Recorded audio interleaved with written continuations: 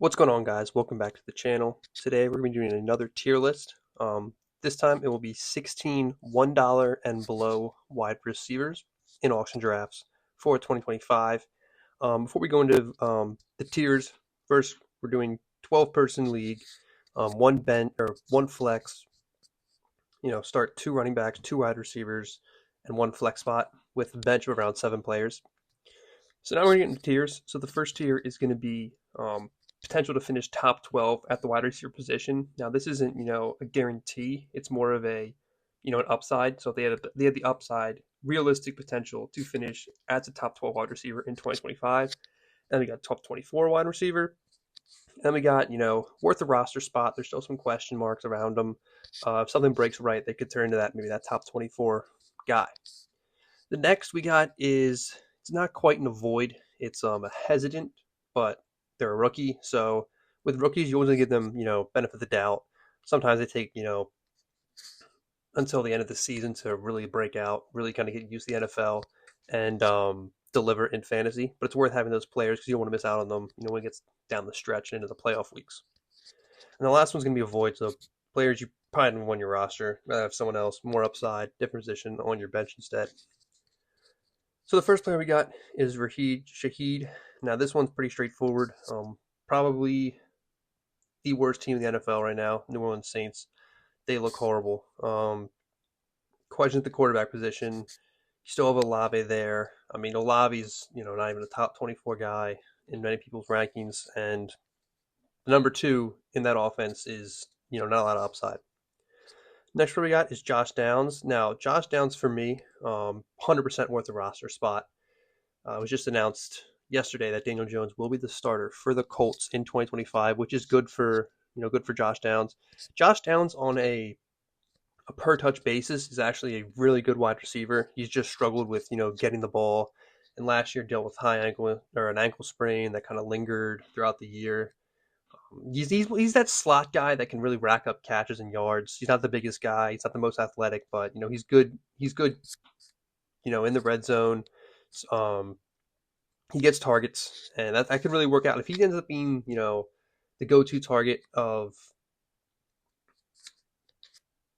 the Colts in general. Like we saw what Daniel Jones was able to do with Malik Neighbors last year. Fed him with targets, and that's why you really need to hit at this position. So definitely a player you want to have on your roster. The next player we got is Jayden Reed. Now Jayden Reed, I'm going to say the same thing.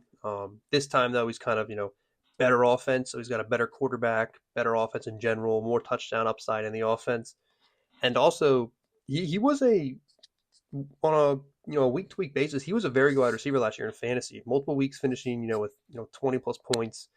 I think he finished around that wide receiver 30 spot. He started the season really hot and was kind of dipped down when Jordan Love missed time last year. Wasn't really a consistent wide receiver, but he's still young. Still got stuff to prove. They did draft Matthew Golden, but we don't know, if that's going to be the go-to guy off the rip. So good player to have on your roster.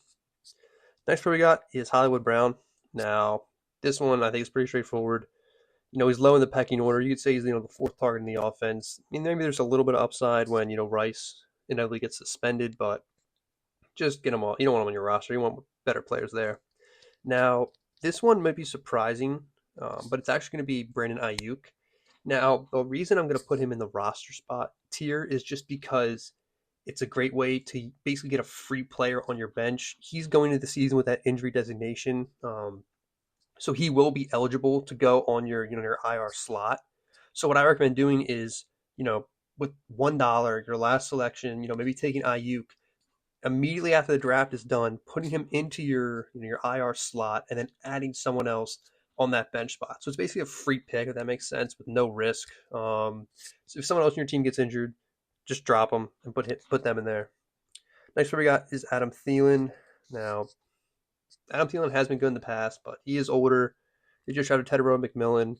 Jalen Coker's been doing well. He's got to compete with Xavier Legette for targets. I mean, this offense, it should be better than it's been the past couple of years. It's still still kind of question marks around it. It's just a player I really want to have on my roster. Same with Xavier Legette. He is younger, but he struggled with drops last year. He's had an atrocious preseason training camp. A lot of hype around him. Just a player that you just don't want on your roster. Unless something happens to McMillan, there's pretty much no upside here, in my opinion. Next player we got is Christian Kirk. Now, Christian Kirk, I will say I'll put him in the roster spot. He's probably the least confident person I am in this tier. He has shown that he could be good, in that slot position like he was for the Jaguars, a couple years past. Could rack up a lot of targets. He should be, the wide receiver 2 in this offense. We know they drafted Trey Harris, we'll talk about later, or Jaden Higgins, but we still don't know. He is a rookie, a second round pick, but still, I mean, Kirk, I say you add him on your roster, give him a week or two. If he's getting a lot of targets, keep him there. If he's not, just drop him. But I think he is worth in a roster spot, off the rip. Then we got Darnell Mooney. Now, Darnell Mooney, I'm going to say the same thing. If Michael Penix can be, a little bit better than what Kirk Cousins was last year, he's a, great addition to your roster. We've seen what he can do last year. Really underrated wide receiver. He struggled with quarterback play most of his career. Got to Atlanta and delivered pretty well. So I mean, he's a player I would personally want on my roster, just in case things break right for him. Next player we got is Keenan Allen. Now, Keenan Allen, I'm personally going to say avoid. He is older, back on the Chargers. However, it is a new system. It's not, it's Harbaugh now. It's run first. Lad McConkey's that guy in that offense. They did draft Trey Harris, day 2 guy. Just a player that I would stay away from. If you want to have him on your roster at the end, I mean, you do you, but I personally wouldn't waste that spot. Now, the first player that I would actually put in that potential top 12, wide receiver upside would be Ricky Pearsall. The main thing here is he has to be the guy that, Purdy's, looking for, either equally or a little bit behind Kittle. He has shown last year when he did play, obviously he got shot, wasn't healthy going into the season. Their offense was very dysfunctional, but this offense get better. He gets more touchdown upside. He did play a couple. It was one drive of the first 2 drives of their preseason game against the Raiders, and he was gobbling up targets on that first drive. He's a player. He was drafted first round by the Niners back in 2024. Player that, I mean, realistically, it might be tough for him to reach that top 12 position, but if he can be the the number 1 target, or the 1B in his offense that has the easiest strength of schedule, I mean, he does have a legit upside. We've seen players like Brandon Ayuk produce. We've seen players like Deebo Samuel. We've seen Kittle, all rack up good numbers. Purdy's a solid quarterback when it comes to fantasy production. He's a player that, I mean, I'm 100% targeting my drafts. I might even feel confident starting in week 1, especially with Ayuk out miss the beginning of the season. Next player we got is Luther Burden. Now, I'm not super confident in him. Pretty hesitant, but he is a rookie, so I want to give him the benefit of the doubt. So I'm going to keep him in this hesitant but rookie tier. The main thing with him is he's good prospect, solid draft capital. It's just there's so many mouths to feed in that offense. You got 2 solid tight ends, including the first rounder from this year. Still got DJ Moore. Still got Rome Odunze, the first rounder from last year. And it's an offense that should be good, but did struggle last year, mainly in protection for Caleb Williams. But I mean, if you want to have him on your team, you don't. I mean, it's not really a huge deal. The next player we're going to get is Cedric Tillman. Now, Cedric Tillman, for me, is going to be an avoid. The main thing is going to be how bad of an offense is supposed to be. They got Joe Flacco starting.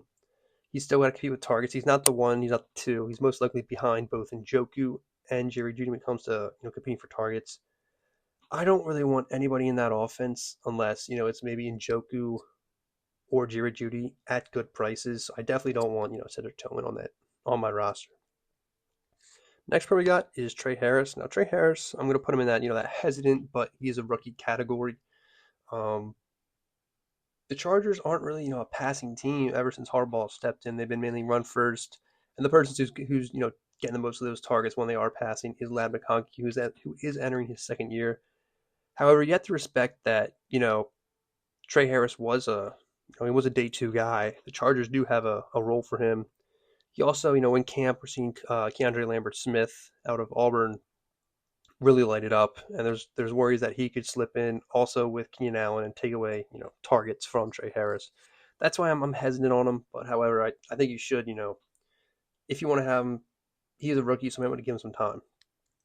Next one we got is Keon Coleman. Now, Keon Coleman, the reason I'm going to put him in this top 24 potential tier is kind of similar to Ricky Pearsall. I mean, he's going to be in one of the best offenses in the league with the Buffalo Bills. Last year it just was kind of off for him. Banged up, missed some time with wrist was never healthy. He did have some games where he had one target, and there's other games where he'd put up like two touchdowns. Like he's a really good end zone target. He's big, he's athletic. If he can take that next step into that year two in that offense, and he can be Josh Allen's go to guy, number one target. He really could produce. We've seen wide receivers and great offenses produce just basically as a product of their own environment. Getting opportunity to score touchdowns with how efficient the offense is, and they got a great quarterback throwing the ball. So I think he's a player you definitely want on your roster. Shakir is actually injured right now, ankle sprain, and just like Josh Downs last year, these ankle sprains that wide receivers get into the leading into the season, it can really lead to them just not being able to perform at their best. And if he can see some targets because of this to Keon Coleman, we could really see him potentially break out this year. The final player in this list is going to be Jaden Higgins. Now, Jaden Higgins, I mean, I would personally say he's worth a roster spot. The main thing with him and Kirk is you really want to try to get who's going to be the second pass catcher in this offense. We know Nico Collins is the go-to guy, the number one, but this offense is, I mean, they really love to pass the ball. Joe Mixon is looking like he might not even start the season. They got an old Nick Chubb at running back. They don't really want to be running the ball a lot. They can't afford to run the ball a lot. And CJ Stroud, has shown he can throw for 4,000 yards as a rookie. He can sling the rock. Now, Jaden Higgins, solid draft capital here. He was taken day two guy. He's a big receiver, kind of like Nico Collins. Produced pretty well at Iowa State. But yeah, just kind of like Kirk, the Raiders you're having on your roster here is because you basically want to hit on the go-to guy, the number two in that offense, because they should be able to produce enough to keep him on your roster, maybe start him here or there. And towards the end of the season, if he's starting to get used to the league, get more targets potentially in your lineup, especially when due to injuries and other stuff like that. So here's 16 wide receivers that are all $1 or less in auction drafts as of August 20th.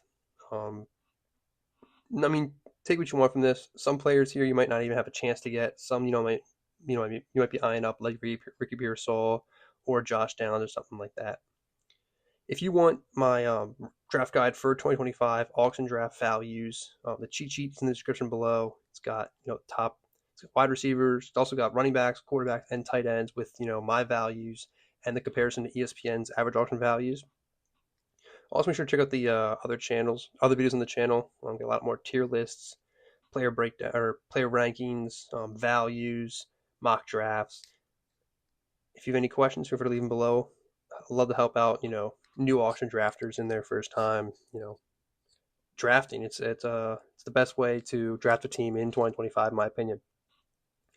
And so I'll catch you in the next one. Peace.